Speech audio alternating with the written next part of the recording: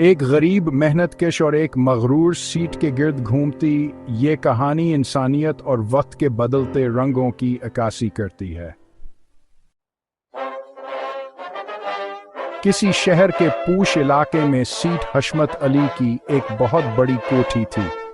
Set صاحب کے پاس دولت کی ریل پیل تھی، مہنگی گاڑیاں تھیں اور نوکروں کی فوج ظفر موج تھی، لیکن اس دولت نے ان کے مزاج میں بے پناہ غرور بھر دیا تھا۔ وہ انسانوں کو ان کے رتبے سے تولتے تھے اور غریب طبقے کو حقارت کی نظر سے دیکھنا اپنا حق سمجھتے تھے۔ اسی کوٹھی کے باہر فٹ پاتھ پر اللہ رکھا نامی ایک بوڑھا موچی اپنی چھوٹی سی دکان سجائے بیٹھا ہوتا تھا۔ اللہ رکھا 5 وقت کا نمازی اور صابر انسان تھا۔ وہ دن بھر جوتے گانٹتا اور جو چند پیسے ملتے اس میں اللہ کا شکر ادا کر کے اپنے گھر کا دال دلیا چلاتا۔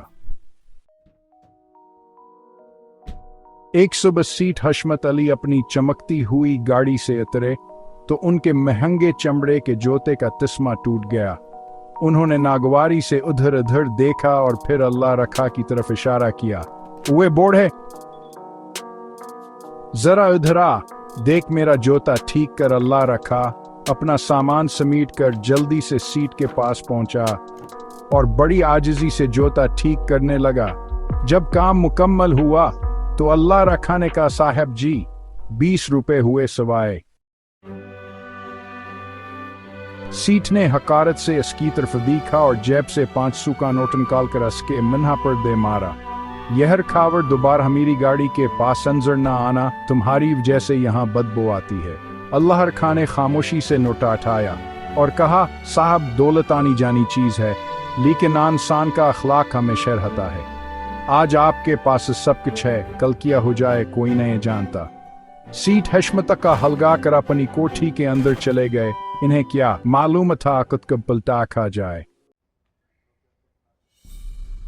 دن گزرتے گئے اور ایک وقت ایسا آیا کہ سیٹ حشمت کے کاروبار کو نظر لگ گئی۔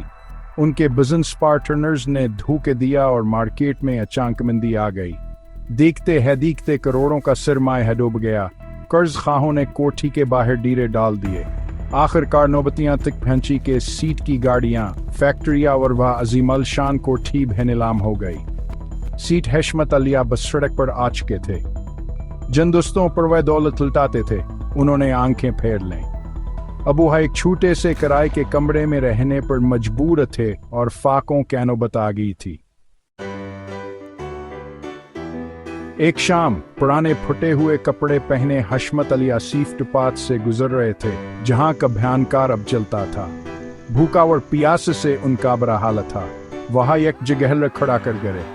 کسی نے سہارا دے کر انہیں اٹھایا۔ جب آن کھلی تو وہ ایک چھوٹی سی ٹیا میں تھے اور سامنے وہی بوڑھا موچا اللہ رکھا بیٹھا انہیں پانی پلا رہا تھا۔ آپ پریشان نہ ہوں صاحب، اللہ بہتر کرے گا، اللہ رکھا نے دھیمی آواز میں کہا۔ اس نے اپنی سادہ سی روٹی اور سال حشمت علی کے سامنے رکھ دیا۔ حشمت علی کی آنکھوں سے آنسو بہنے لگے۔ انہیں اپنا وہ غرور اور اللہ رکھا کے منہ پر مارا ہوا نوٹ یاد آ گیا۔ انہوں نے روتے ہوئے کہا، اللہ رکھا مجھے معاف کر دو، میں نے تمہیں حقیر سمجھا، لیکن آج جب پوری دنیا نے ساتھ چھوڑ دیا تو تم نے مجھے سہارا دیا۔ اللہ رکھا نے مسکرا کر جواب دیا، صاحب ازداور ذلت اللہ کے ہاتھ میں ہے، ہم سب مٹی کے بنے ہیں اور مٹی میں ہی جانا ہے۔ اس دن کے بعد حشمت علی کی زندگی بدل گئی۔ انہوں نے محنت مزدوری شروع کی اور غرور کا البادہ ہمیشہ کے لیے تار پھینکا۔ انہوں نے سیکھ لیا تھا کہ انسان کی اصل قیمت اس کے بینک بیلنس سے نہیں بلکہ اس کے کردار اور اخلاق سے ہوتی ہے۔